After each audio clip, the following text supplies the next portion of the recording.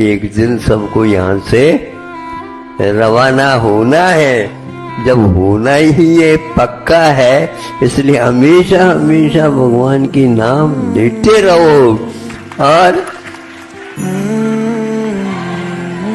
इसमें रोना धोना तो होना ही नहीं चाहिए। आज ब्रेकिंग न्यूज में सुबह 10 बजे आपके पास सादर जय जिनेंद्र और गुरुवर के चरणों में बारंबार नमन वंदन। 21वीं सदी का वह सूरज 100 साल की बजाय इस 24वें साल में सूर्यास्त हो जाएगा। 18 फरवरी रविवार जब कहेंगे कि माघ शुक्ल की अष्टमी का सूरज निकलने से पहले सूर्यास्त हो जाएगा, जब पूरा विश्व दूसरे तीर्थंकर अजितनाथ भगवान जी का जन्म तप कल्याण मनाएगा, उससे पहले एक समाधि उत्सव भी मनाने की आवश्यकता पड़ जाएगी। कल तक जिनको हम एक स्तंभ है हमारे, जिन्होंने पिछले 2 दिन से ज़्यादा से समय से उन्होंने अपने को बिल्कुल चारों प्रकार के आहार से त्याग करके दूर कर लिया था। जिन संत ने महासंत ने कह दिया था मुझे फार्म हाउस से आगे नहीं, मुझे उस तीर्थ पे ले जाओ जहाँ पे मैं था, और संकेतों में इशारा कर दिया कि बस अब वह यात्रा करनी है जिसमें कहते हैं पुराने चित्रे निकाल के एक नए ऊंचे वस्त्र पहनने की मुझे आवश्यकता पड़ गई है।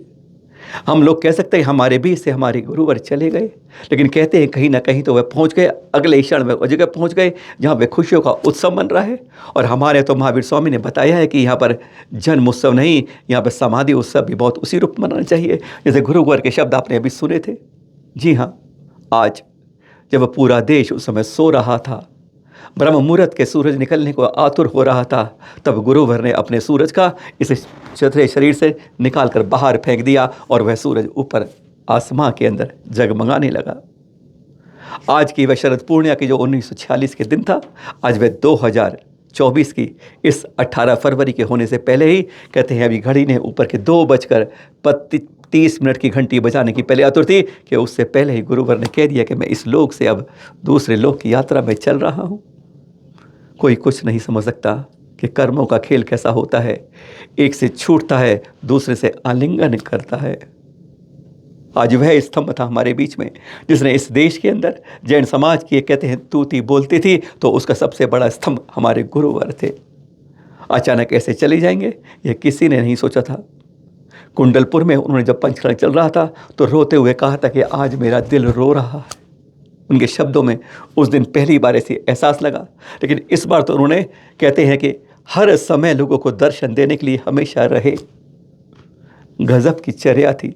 अरे अंतिम समय तक पंचम काल के अंदर, चतुर्थ काल की चर्या के अंदर रहे। कोई उन्होंने अपनी चर्या में ढील नहीं दी।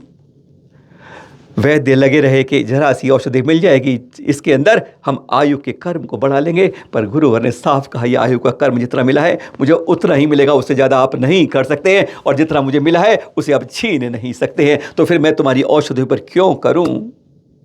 नहीं ली औषधि। फार्म तक 6 किलोमीटर लेके गए, लेकिन महाराज आचार्य श्री ने गुरुवर ने कह दिया नहीं, मुझे वापस वहीं ले चलो। ना चाहते हुए वहीं आए और कहते हैं मुझे तो यहीं पर, अब यहीं पर बस अपने को दूसरे रूप में लाना है। आचार्य श्री जब कहते रहे इतना तप क्यों रहे हो, तो कहते हैं जब तक दूध के कढ़ाई गैस पर रखा चूल्हे के अंदर, जब तक भिगोना नहीं तपता है तब तक दूध नहीं पकता है। अरे कंचन भी तभी पकता है जब आग के अंदर दमकता है, तभी वह शुद्ध स्वर्ण पाषाण से निकल पाता है। और आज मेरा शरीर भी इस तरह की जब तक काया नहीं जितना जर्जर काया होगी उतनी मेरी आत्मा परमात्मा के लिए मजबूत होगी। 1 बजे भी डोल यात्रा निकलने वाली है। आज शाम को 8 बजे आपसे मिलेंगे हार्दिक विनयांजलि के साथ। बस यही कहेंगे गुरुवर हमारे बीच में, जैसे हमारे हृदय आज तक साक्षात देखते थे, अब अंदर का दीपक को जलाकर हमें देखना होगा। हमारे बीच से ऐसे निकल जाएंगे गुरुवर, अपना रास्ता इतनी जल्दी मोड़ लेंगे, इसकी आशा कल्पना किसी ने नहीं की थी। कल जब वापस आए थे, जब हमने कहा था वे कुछ लेते नहीं है गुरु, तब भी चिंतित थे कि क्यों नहीं लेते हैं। कहते मुझे नहीं लेना है, साफ इशारों से ही सब कह देते थे। शरीर टूट गया था, परमात्मा अंदर जो बन रहा आत्मा था वह मजबूत हो गया था, और उसने मजबूती से कहते हैं जैसे चिफाड़ दिया उसने शरीर को, जर्जर को। जिस तरह कपड़े हटाते हैं उन्होंने एक नए शरीर को धारण कर लिया। भावना यही बाएँ हार्दिक विनयदत्त कि आज हमारे बीच में साक्षात नहीं देख पा रहे उन्हें चलते फिरते भगवान को। एक इस युग का एक अंत हुआ है, पर कहते हैं हृदय के अंदर इसकी शुरुआत हुई है। एक नया सूर्यास्त होते हुए नया सूर्योदय हमारे दिल में हुआ है। गुरुवर के चरणों में हार्दिक विनयांजलि करते हुए 1 बजे ढोल यात्रा के बाद रात्रि 8 बजे फिर आपसे भेंट होगी। सादर जय जिनेंद्र।